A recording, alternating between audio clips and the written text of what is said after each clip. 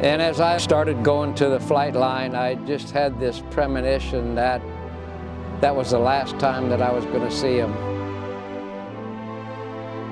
Jeff's from the class of 1995, and they lost quite a few, classmates during the Iraqi war.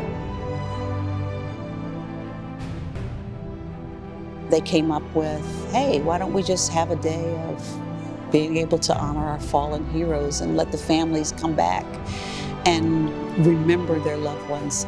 So that was the beginning of Honor Our Fallen Heroes. It's really emotional today because so many people sacrificed for this country, and today we were able to do Honor Our Fallen Heroes on Veterans Day. Be proud of the fact that they served, although it was the ultimate sacrifice. Don't ever look at it as if it was something bad. Just like Travis Manion says, if not me, then who?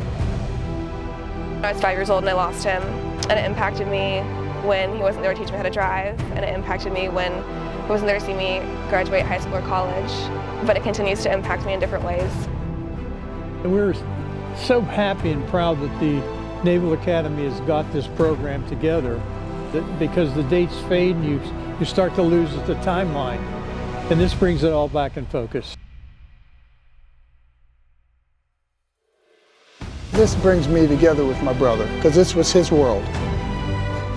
Looking around me growing up, I saw the path other people were on and a path that, was much less traveled. It impacts my career. I have chosen to work in the military community. We were all so proud of our brother and what he represented. The memory of my dad guides me a lot. I try to live my life in a way that he would be proud of me. After the ceremony, we take our families back to the Alumni Center. You get a chance to talk and visit with those of your class or someone that is closely related to your loved one. They share stories. He got killed by a sniper because they identified him as the leader. I lost my dad in January of 2006. My dad was an F-18 pilot and he was killed in a training accident. We learn more and more about Mark whenever we come here and talk to the people that knew him. The day that I had to leave, it was about 4 o'clock in the morning. So I went into his room next door and woke him up, and we kind of shook hands. And as I left the BOQ and started going to the flight line, I just had this premonition that that was the last time that I was going to see him. It was probably one of the saddest times in my life. And ever since then, I've been flying a flag for Ron.